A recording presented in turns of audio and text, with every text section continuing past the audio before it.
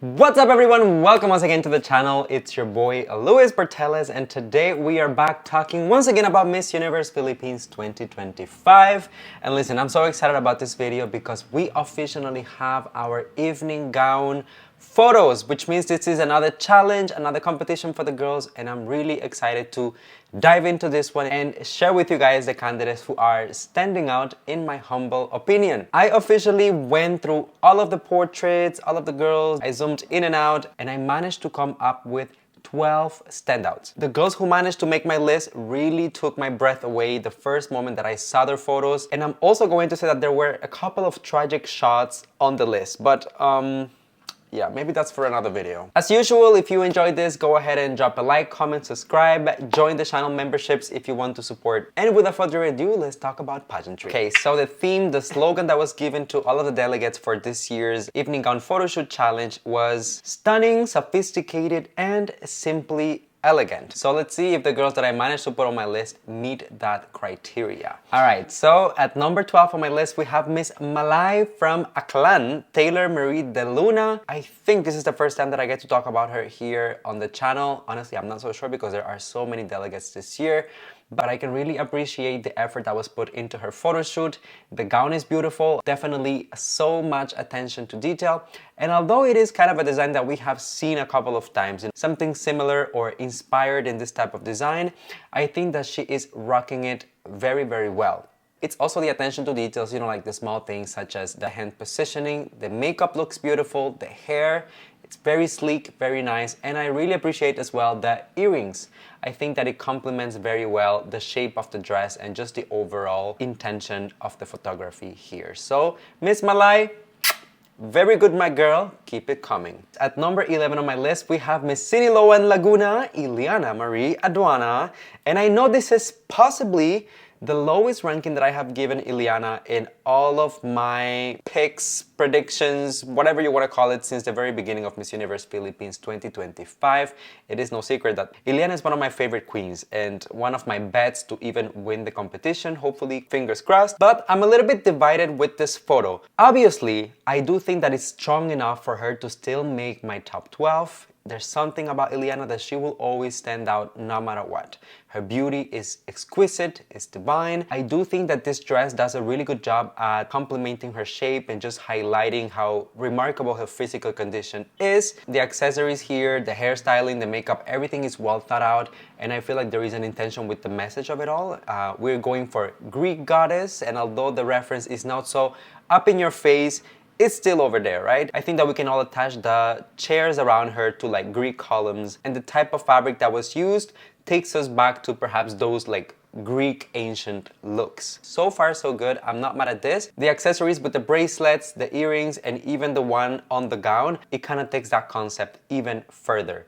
Now, here's my concern with Ileana, and this is all constructive. As I mentioned, she still managed to make my top 12. The very first time that I talked about Ileana on this channel after her comeback to Miss Universe Philippines, I said that sometimes she can get a little bit crafty and a little bit DIY. I don't know if I can put that on Ileana herself or maybe her team. To me, this look is a little bit more on the craftier side of things. Someone thought, you know what will be really cool? Let's go for the Greek concept and let's take the sheets and the fabric, attach them around you and then show some body and it's like, and then we're gonna push it. The outcome, once again, is beautiful, but you guys will see as we advance further and further and further on this list, the bar is so high this year at Miss Universe Philippines that I don't think that something like this can compete against those candidates who brought looks that were crafted for weeks and months at a time. So to Ileana and the team, girl, I love you, you know that. This is cute, but let's not do this again going further in the competition. Give me regal. Let's stay away from the DIY. Okay? All right. A very pleasant surprise here on my list. We have Miss Naga City Zoe Sofia Gabon. And I really like how this photo shoot really just focused mostly on the gown. Obviously, the girl looks beautiful and she is highlighted. She has the spotlight on her, but the gown still has the protagonism in the photo shoot. I do believe this is a Louis Pangilinan gown, who honestly is one of my favorite designers from the Philippines. So much love and respect for Louis. And in terms of the design and what you can expect from the look, it's exactly what Louis does so well. Incredible attention to detail, the craftsmanship, feminine touch, the flow of the dress and all of those things. To be quite honest with you guys, the only reason why this isn't higher on my list is because someone else in the batch is wearing the same gown. Miss Benguet also has the same look, and in my humble opinion, this is the better photo. So that's why Miss Naga is on the list rather than Miss Benguet. But I mean, both deserve recognition. Perhaps that's something that the team would have to, organize a little bit better, just confirm with the designers if someone else is wearing the same gown or if they're producing another gown for another contestant, just to avoid this type of situations. Because imagine during like a preliminary competition or finals, two people come out with the same gown. That's a little bit awkward. But nonetheless, if we stick to the gown and only the gown, no complaints. This is magnificent work. We are officially within the top 10 of my picks, and at number 9 we have Miss Angeles City, Ira de Castro. Because she is representing Angeles City, starts with an A, she was one of the first girls that I saw on the list of gowns whenever I was scrolling on the Miss Universe Philippines page, and I think that Ira managed to stand out from everyone else. If I'm being quite honest, orange is not my favorite color in pageantry,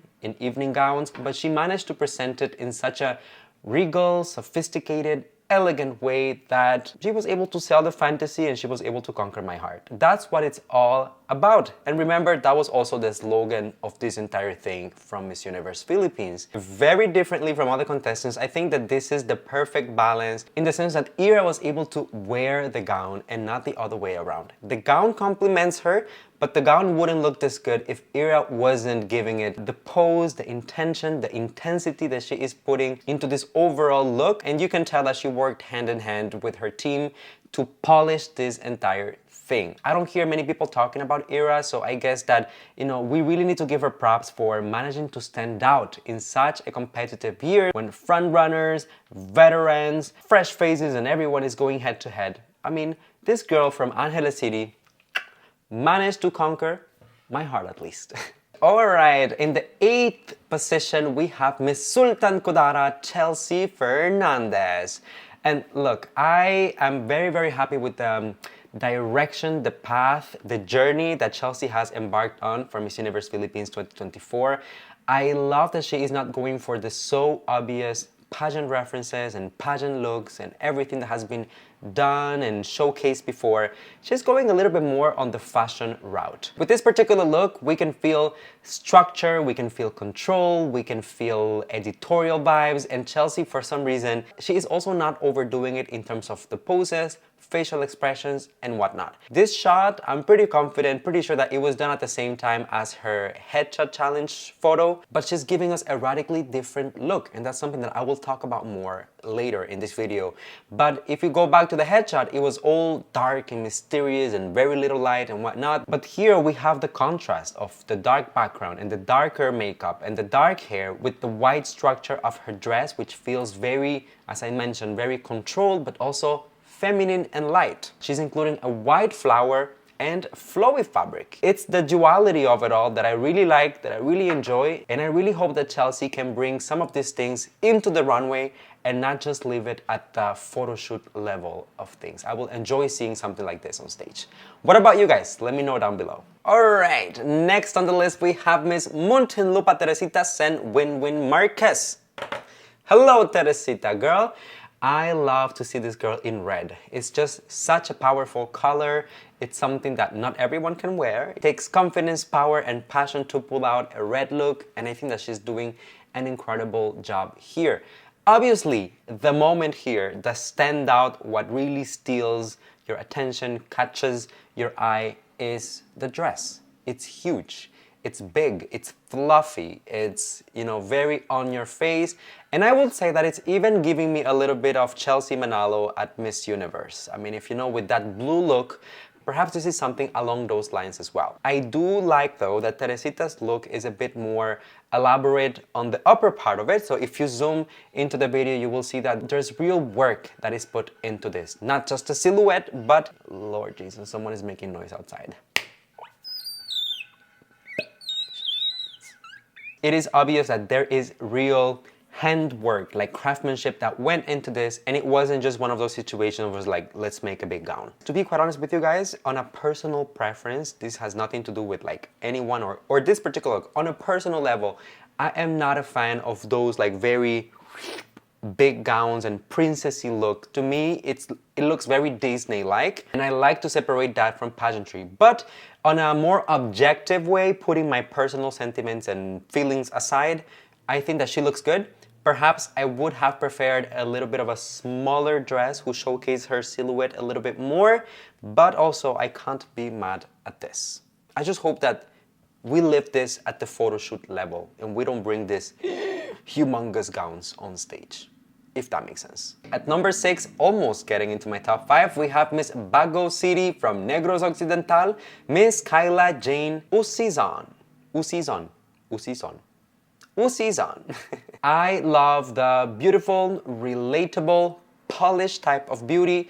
The morena skin is glowing over here, and I think this is perhaps one of the best looks so far for Kyla. I appreciate what she did here with the pose. I think that it's very smart. She doesn't look to be the tallest girl, so it's a very smart thing for her to experiment a little bit more with the poses, you know, lifting the arms up and extending the leg just to make her look a little bit taller or longer. I think that whoever was in charge of the creative direction of this photo shoot, they knew what they were doing. And obviously this is an evening gown topics video, so I do think that she has one of the most beautiful evening gowns of the batch. This is a little bit, again, more on the pageant side of things, but I do appreciate the creativity and the obvious amount of work that went into this. The middle part of the dress, the core of it, is really where the standout happens for me, because this structure kind of reminds me of an angel, of a flower, of a butterfly.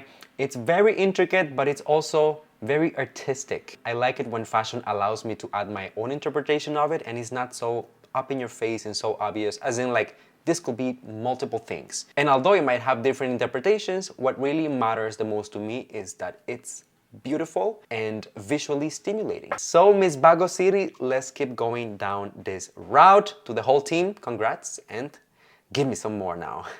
At number 5 on the list, we have Quezon Province, Maria Atiza Manalo. Ooh, Atiza, okay. Listen, I have a lot of thoughts because I've been talking about Atiza since she said that she was going to join. I even made a video about her branding and her styling, where I think she should go for Miss Universe Philippines 2025. And I am very happy to see that she is kind of aligning with those things. We can clearly see here that Atiza has preserved the hairstyling, the makeup, just that essence of cutesy, not overly fierce, but still womanly essence that I've been asking from her, kind of combining the best of her Miss International stint with now Miss Universe Philippines and the Miss Universe branding. In this particular shoot, she is going a little bit more for the darker looks with a combination of black and silver. No complaints. From her makeup to even her skin, her arms, her legs, everything looks moisturized, luscious, fresh. So I think that Atiza is going down the right path. Now, the one thing that I will point out as constructive criticism, perhaps not so much to Atiza, but perhaps to the team, is that we have to think a little bit outside of the box in terms of different challenges. And what I mean by that is that I feel like this hair and makeup might have been the same one that was used for the headshot challenge. I feel like here we just changed what she was wearing and shot a different photo. When you look at other contestants, most of them at least, even though perhaps they shot the photos in the same day, they have different makeup, different styles. You can feel that there is a little bit more of an intention to create a different scene, a different look, a different vibe for each photo. Some people might appreciate the cohesion. I personally like it a little bit more when you give me different fantasies. I mean, come on, showcase different sides. But as far as Atiza is concerned herself, and this particular look, as in like this dress, I like where this is going. It is even a stronger look than her Miss Cosmos stint. I prefer this, so good job, Atiza. Now at number 4, I'm so excited to talk about my girl, Miss Iloilo City, Miss Karen Nicole Picchio. Karen, you know I love you, girl. I have met this girl before when she competed at Miss Manila. This is a girl who competed before at Miss Philippines Earth. In a lot of ways, this is almost like a veteran in the Philippines national pageant scene. I don't feel like a lot of people talk about her under that light, but facts are facts. And when you look at the track record, the girl has been super consistent in all of her different competitions. In the very beginning of Miss Universe Philippines, I had a couple of concerns in terms of, some of the looks, some of the presentations. I thought that Karen wasn't coming as strong as she could have, but here, my girl has arrived.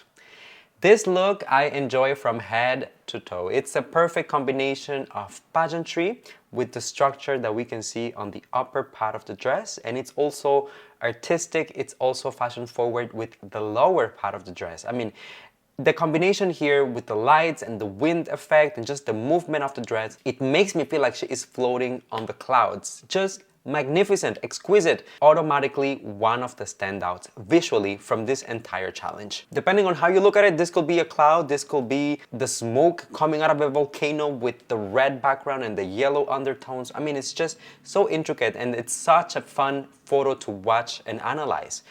Now, this is where you can see the pageant experience.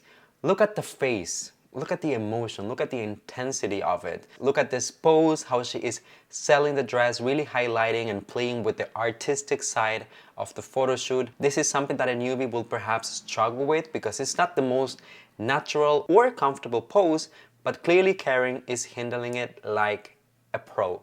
Even the positioning of the fingers, from head to toe, this is perfection. Karen, my people at Miss Iloilo, y'all know I love you.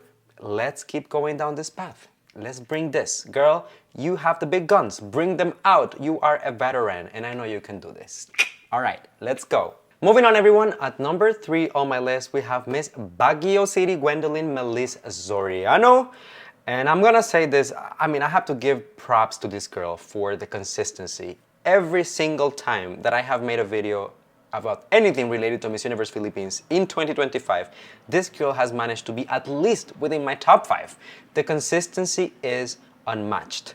Gwendolyn brings out every single time the looks, the grace, the beauty, she elevates whatever she touches, from the poses to the movement and the fun of the photos to the editorial level of it to just the overall fashion. She has become, to me personally, one of the biggest surprises in this batch, but also one of the most enjoyable candidates to follow and support throughout her Miss Universe Philippines journey. Look, I really like what is going on here with the white gown, the feathers, the white beads. I have to zoom in to see if perhaps there are some like sequences in here. Obviously, the feathers and the whole plie thing that is going on in front of the look. But to be quite honest, as beautiful and exquisite this gown is, I feel like Gwendolyn herself, it's what gives it its final touch, what elevates it, what makes it such a standout. And this is one of the reasons why I had to put her so high on my list, because I feel like this embodies exactly the slogan of this challenge. Stunning, sophisticated,